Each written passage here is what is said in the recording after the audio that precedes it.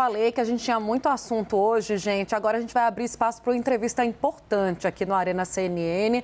Vamos colher todas as informações possíveis de quem está dentro da discussão da reforma tributária. Um ator importante representando o Espírito Santo, o governador Renato Casagrande.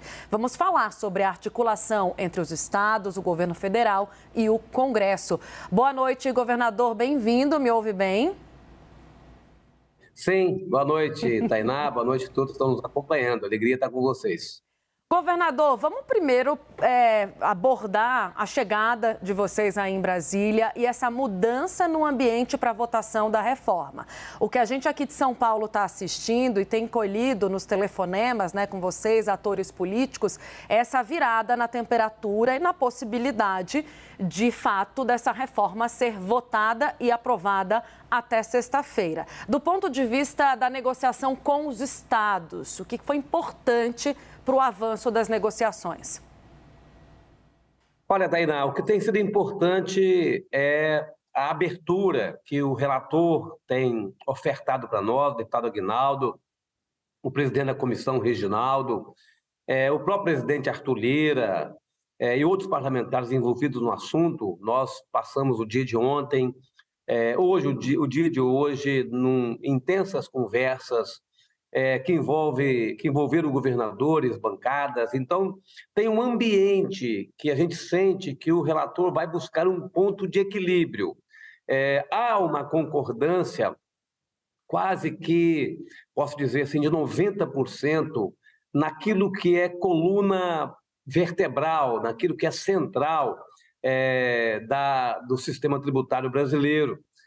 E tem detalhes como tempo de transição federativo, início de migração de ICMS e ISS para IBS, critério de distribuição do Fundo de Desenvolvimento Regional, quitação de créditos para as empresas exportadoras, governança do Conselho Federativo. Então, são temas que estão ainda indefinidos. Alguns vão ser definidos por lei complementar, outros estarão na própria PEC, no relatório do deputado Aguinaldo, que ele está ouvindo, e a gente sente que ele vai buscar um ponto de equilíbrio para poder, de fato, fazer com que haja uma certa aprovação da grande maioria dos parlamentares, aí também da grande maioria dos governadores. Então, o que tem neste momento é um sentimento de que o relatório vai ser um relatório equilibrado e que vai resolver aquilo que ainda está indefinido. Lógico que todos nós estamos num aspecto, num ambiente positivo, otimista, mas esperando, naturalmente, um relatório definitivo que vai a plenário, né, do deputado Aguinaldo. Neste momento tem, de fato, esse ambiente de otimismo, porque estão buscando conduzir para que ninguém saia perdendo, para que nenhum estado saia perdendo na votação do projeto e da proposta. Governador, como é que ficou a discussão sobre o Conselho Federativo, que era um ponto de divergência, principalmente de contrariedade para São Paulo, que sugeria uma substituição dessa medida por uma Câmara de Compensação? O governador Tarcísio de Freitas freou, de fato, a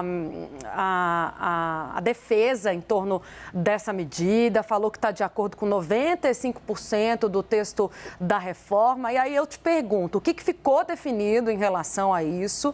E se o senhor avalia que, diante de posicionamentos e críticas abertas do Rio de Janeiro, do Rio Grande do Sul, o governador Tarcísio de Freitas decidiu recuar para não ficar com a pecha de quem melou a votação da reforma tributária? Olha, Tainá, acho que não é essa a leitura que eu faço do posicionamento do governador Tarcísio. Eu compreendo que o governador Tarcísio compreendeu que quem mais tem a ganhar com essa reforma, que é a migração da totalidade do tributo para o destino, é São Paulo, pelo tamanho de São Paulo. Então, ele sabe que São Paulo poderá, de fato, ser beneficiado no médio e no longo prazo com um novo sistema tributário nacional. A outra questão é que há, sim, uma preocupação não só aí de São Paulo, mas de diversos outros estados, com a governança do Conselho Federativo. Compreendendo que o nome é Conselho Federativo, parece que isso nos leva à participação do governo federal. Não.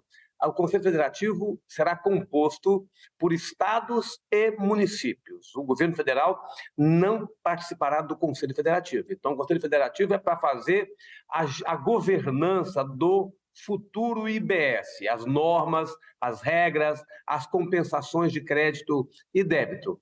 Se lógico, se não está definido, nós não sabemos, a gente não conhece a posição do relator ainda, mas nós apresentamos para o relator uma proposta que eu considero adequada. Além da votação no Conselho ser uma votação